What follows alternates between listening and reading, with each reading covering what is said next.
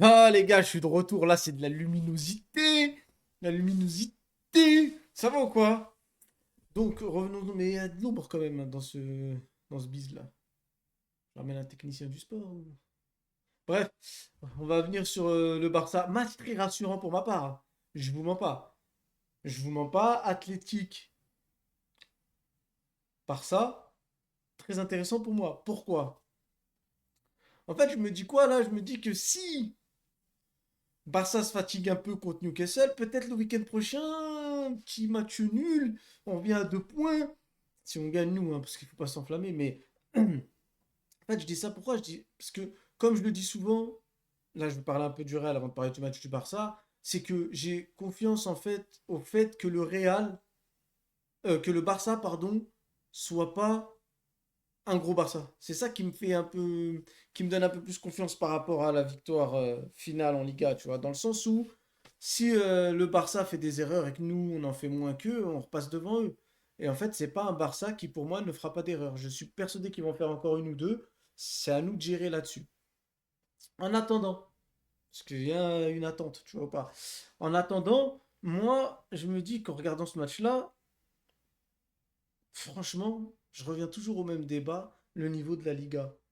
Parce que quand je vois le nombre d'actions ratées, le nombre de tirs non tentés, c'est-à-dire c'est même pas un XG, c'est un moins XG, ça veut dire tu es là, tu es en action de frappe, tu fais une passe alors que tu peux frapper. Non, les joueurs de foot actuels, c'est très très chaud. Et je parle pour tout le monde. Même dans les grandes équipes, tous les gros joueurs, que ce soit les joueurs du Real, les Vini, les Mbappé, les qui vous voulez, Bellingham, que ce soit au Barça avec les Yamal, etc. Tous les joueurs là que je vois, ils sont pas si forts en fin de compte. Je me dis peut-être que c'est le niveau du football actuel qui les rend eux si forts. Est-ce qu'il y a 4 5 ans avant, je suis pas sûr, hein, franchement. 4 5 ans, j'abuse, c'est là. Mais il y a 10 ans avant, je sais pas, hein, à l'époque CR7 Messi, je veux dire, est-ce qu'un Yamal saute un Neymar? Je suis pas sûr. Est-ce qu'un Yamal saute un Suarez? Je suis pas sûr du tout non plus. Mais vraiment pas.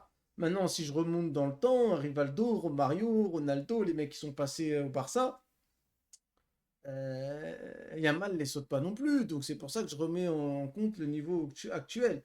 Le dernier match du Barça, j'ai fait un petit short parce que Yamal était bon, mais preuve en est encore que quand je dis qu'il est irrégulier souvent et qu'on me tombe dessus, bah encore une preuve. Un match sur deux, là, il a fait. Je suis pas en train de faire une moyenne, hein, je parle juste sur les 2 derniers matchs, un match sur deux. Donc là, il marque son but et tout, mais au final, je suis désolé. T'en attends beaucoup plus d'un soi-disant meilleur joueur du monde, ou voire dans le top 3. T'en attends beaucoup plus. Maintenant, pour parler de l'athlétique, en fait, en vrai, Bilbao, aujourd'hui, ils m'ont énervé. Ils m'ont énervé parce que, encore une fois, quand je parle du niveau de la Liga, c'est ça. En fait, tu connais le point faible du Barça. Tu joues sur le point faible du Barça. Tu arrives à jouer sur le point faible du Barça, mais tu marques pas. Ça, c'est le niveau, ça. Il y a rien d'autre. Le level, il n'y a pas de niveau. Ça veut dire que quand tu te crées une action comme ça, ou deux, trois actions comme ça, où tu rentres dans la surface, t'es en position de frappe et tout, tu tires pas, t'arrives, tu crées un décalage, mais tu rates un centre. Et c'est pas un centre, genre t'es vers le poteau de corner, t'es dans la surface. Tu dois juste un petit peu fouetter la balle pour qu'elle atterrisse sur un coéquipier. Tu y arrives pas. Passe en retrait sur un coéquipier qui te regarde comme ça. Cette action-là m'a choqué. Tu y arrives pas. Donc à un moment donné, c'est chaud. Maintenant, le Barça, franchement, pour moi, le Barça, je le répète encore, il y a deux joueurs en fait au Barça. C'est Pedri et Rafinha. C'est-à-dire à partir du moment où tu as Rafinha qui est là et qui fait pas tout le temps des bons matchs ces derniers temps, mais sa présence, son pressing, en fait son jeu sans ballon, au-delà même de son jeu avec ballon qui parfois peut être sublime, son jeu sans ballon fait trop de bien au Barça. Trop. Et Pedri, euh, en fait, Pedri me rappelle les joueurs d'antan. Pour moi, Pedri, c'est un style à la Pirlo. Et Pirlo, c'est mon milieu préféré depuis l'histoire du football, limite, tu vois. Mais ce genre de joueurs-là qui, en fait, sont capables d'être des 10 en étant dans une position de 6. Et c'est peut-être pour ça qu'Ancelotti a fait de Pirlo un 6 alors qu'il était 10. Mais parce que, en fait, il a cette conservation de balle qui est sublime. Un joueur, deux joueurs, trois joueurs au pressing, il va s'en sortir. Ah, lui, il reçoit la balle, il regarde les autres. Ah, calmez-vous, les gars. C'est Bibi qui a le ballon. Ils sont quatre, mais calme-toi, même s'ils sont 11, tranquille. Non, c'est trop, Pedri. Déjà, dès qu'il contrôle le ballon, les mecs, ils sont là. Qu'est-ce qui se passe? Ils savent pas. Pedri, c'est quelqu'un. Pour moi, c'est le meilleur milieu, là. Pedri, c'est trop. Maintenant, Pedri, on l'a vu jouer début de saison sans Rafinha, etc., etc. C'est pareil. C'est-à-dire que même lui, il a du mal. En fait, je pense que malgré que ce soit le meilleur à son poste lui aussi, je pense qu'en fait, le Barça a un style. Ils se sont habitués à un mode de jeu avec un collectif, un 11 bien déterminé. Et quand tu n'as pas ce 11 bien déterminé, que ceux qui sont les remplaçants ne font pas le travail de ce que fait le titulaire de base, comme un Rashford qui pressera pas comme Rafinha, par exemple, ou je sais pas, un Olmo qui jouera pas à la Firmine, ou etc. Il y a un dysfonctionnement, même pour les grands joueurs. Maintenant, le truc, c'est quoi? C'est que Pedri, il est trop fort. Il est vraiment trop fort. C'est trop. Il rentre sur le terrain, lui, comment il a changé le délire. Alors, pourtant, il a raté une passe très facile à un moment donné, transversale en touche, mais en fait, quand je dis change le délire, c'est dans le sens où, un peu à la Tony Kroos, il a un délire où il gère un tempo.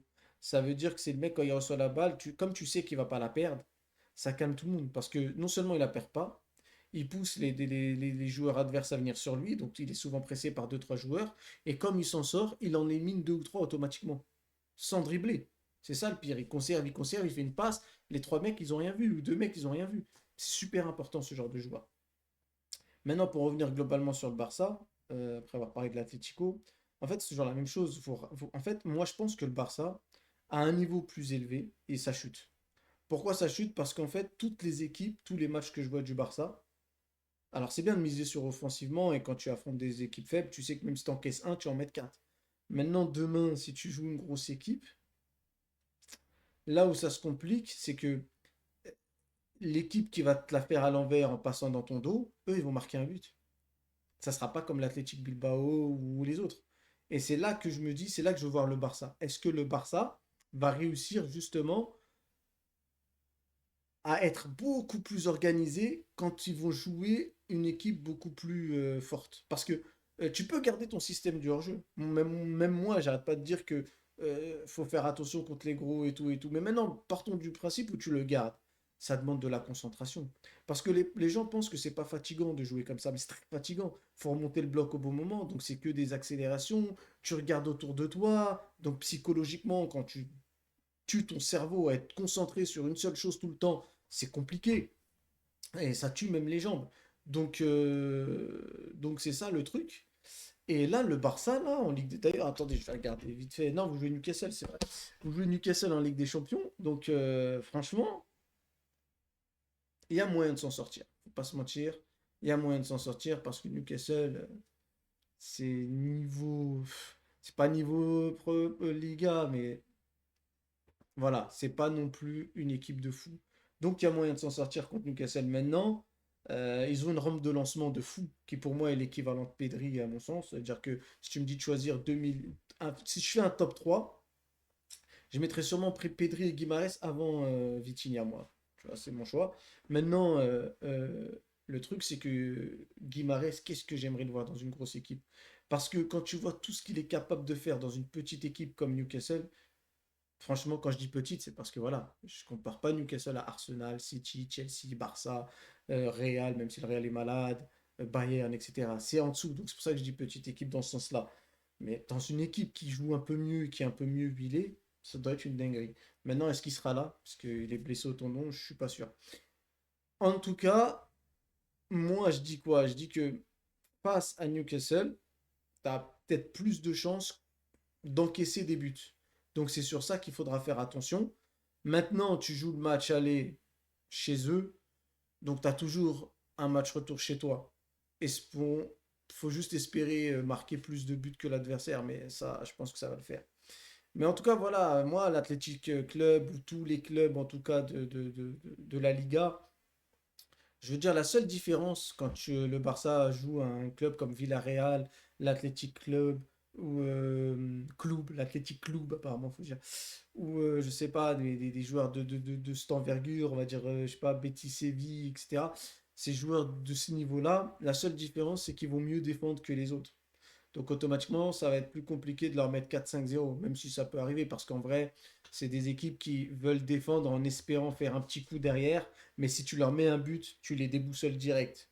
Parce que ça reste des petites équipes quand même, tu vois. Même si leurs joueurs intrinsèquement sont de meilleurs niveaux que les équipes qui sont beaucoup plus bas, ça reste des joueurs faibles mentalement. D'ailleurs, le Barça leur a mis un 3 ou 4-0 récemment, donc ça prouve bien que.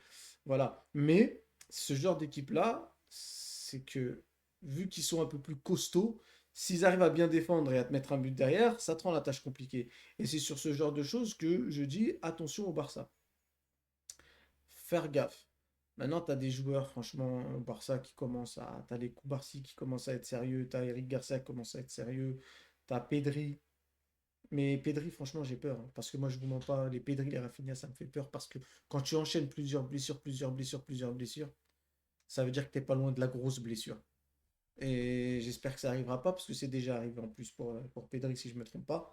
Mais voilà, moi, ça, en fait, le truc, c'est que contre l'Athletic Club, le truc, c'est que voilà, c'est que, en fait, je pense que le Barça a gagné plus à cause du niveau de l'adversaire que grâce au Barça. J'ai pas trouvé un Barça flamboyant. Alors, certes, il y a eu du turnover, il n'y a pas de problème. Mais par contre, j'ai trouvé un Athletic Club très moyen sur les phases offensives.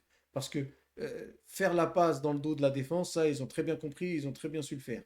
Il y a eu beaucoup d'hors-jeux de sifflets qui n'étaient pas des hors-jeux, mais comme il n'y a pas eu de but, on s'en fout. Mais, euh, mais voilà, ça le problème, c'est que si tu arrives à faire ça, ce qui est la plus grande étape face au Barça pour aller marquer un but, mais qu'au final, t'es éclaté devant le but, ça fonctionne pas. Et c'est sur ça, en fait, moi, que je me dis, non, tu veux faire quoi? En vrai de vrai, c'est quoi la tactique quand tu joues le Barça? C'est ça. Il n'y a pas d'autre tactique vu que en fait ils te mettent en face de... En fait, ils te mettent leurs lacunes en face de tes yeux. C'est-à-dire quand tu as un entraîneur qui joue, je parle pas d'un entraîneur des gros clubs, parce que ça se joue différemment. Mais quand tu es un entraîneur d'un club moyen ou petit club qui joue le Barça, tout de suite la lacune qu'on te met en face des yeux, c'est le truc, le piège du hors-jeu. Donc automatiquement, tous les coachs vont créer leur tactique sur ça. Et en vrai, tous les coachs arrivent à passer derrière. Mais après, il faut avoir le niveau pour marquer des buts. Et là, il y a pas le niveau. Et pour le Barça, voilà, aujourd'hui, ils ont joué avec un Rafinha qui a débuté sur le banc, Pedri sur le banc, Lewandowski sur le banc, Firmine sur le banc. Donc, c'est dur de juger. Mais je pense que le problème qu'ils ont du hors-jeu, ça va être un problème contre peut-être pas Newcastle, mais à partir des tours d'après, ça peut être chaud. Voilà, ça fait flipper un peu, hein. Ça fait flipper parce que tu te dis que offensivement, tu as l'équipe. Au milieu, tu as quand même pas mal de sources sûres. Défensivement, bon, tu en as un ou deux qui sont des sources sûres à mon sens, mais les autres, c'est brouillon encore un peu. Donc, faut voir. Faut voir. Sur ce, les gars, je vous laisse. On verra ce qui va se passer ce milieu de semaine, hein, en Ligue des Champions, que ce soit pour le Barça, pour le Real, etc. Parce que c'est important même pour la Liga, ce qui se passe en championnat. Et il faut se concentrer. Ce qui se passe en Ligue des Champions, il faut se concentrer. Moi, j'ai pas trop d'espoir pour le Real. J'en avais, mais c'est juste une question d'effectif qui me fait que j'en ai plus. Maintenant, si tu as un Huysen qui revient, qui est en forme, si tu as Rudiger qui est en forme, parce que Asensio c'est chaud, Mbappé, je pense pas qu'il jouera, mais on verra ce qui va nous concocter. Kamavinga sera là, etc. Faut voir. Si on donne un peu En fait, ça va être tout sur l'envie. Si on donne de l'envie et on donne de l'impact physique, on les tape. Parce que j'ai vu City cette année, c'est pas imprenable. La preuve, ça galère en première ligue, c'est pas imprenable. Et pour le Barça, c'est pareil. Le Barça, si tu te fais pas piéger bêtement au hors-jeu, je pense que la défense du Newcastle va se manger des rafales avec Yamal, Rafinha et Pedri comme chef d'orchestre. Maintenant, est-ce que forcément ça va fonctionner? Ça, c'est plus le côté défensif du Barça qui fait peur que le côté offensif en vrai. Allez, bye. Prenez soin de vous.